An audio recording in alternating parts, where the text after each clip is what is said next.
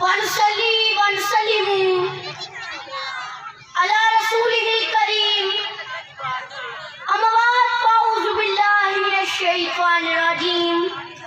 بسم الله الرحمن الرحيم اے خاک فلسطین غم اتنا ہے کہ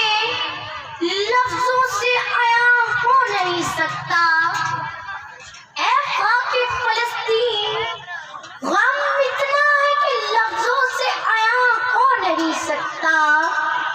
دکھ تیرا روحان سے بیاں ہو نہیں سکتا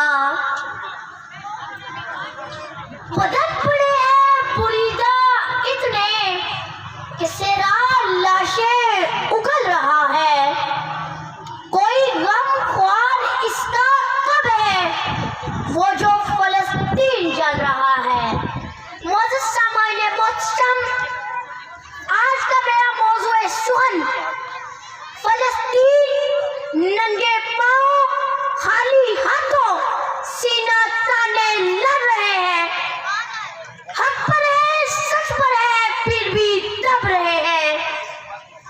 مسلم ہے بھوکے ہیں گھر اجڑ گئے تنہا رہ گئے مسلم ہے اسی لیے بے دخل ہو گئے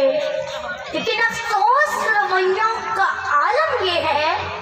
کہ آس پڑوس میں کوئی جہاں پانی سے کوچ کر جائے تو زحمت کرنا اور تعزیت کرنا گوارا نہیں کرتے ساتھ والے مکان میں کون مقیم ہے سرے سے معلوم تک نہیں تو اس قدر دور تمہاری پرواہ کیوں کریں گے جناب صدر کہ دل خون کے آنسو نہیں روتا ایک ٹھیس بھی نہیں اٹھتی ان حالات کو دیکھ کر جن سے فلسطین گزر رہا ہے وہاں پہ اٹھنے والے جنازے اور تڑپتے لوائقین کو دیکھ کر دل چھلنی نہیں ہوتا یہ سبھی نے اپنے ضمیروں پر فاتحہ پڑھ لی ہے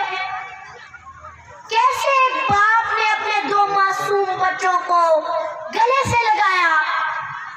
اور اس باپ کی طرف ناقابل بیان ہے اور آخری بار سینے سے لگائے کفن میں لپیٹ دیا قصہ مختصر چل رہا ہے غدا کیسی بے بسی ہے وہاں چل رہا ہے غدا کیسی بے بسی ہے وہاں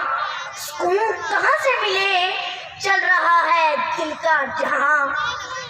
برس رہی ہے آگ ان پہ کوئی باس نہیں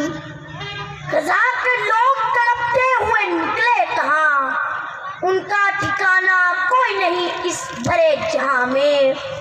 ہاتھ اٹھا کے دہائی دینے کے سوا کیا کر لوں غزہ بھی رو رہا ہے سب کی بے حسی پہ عیاں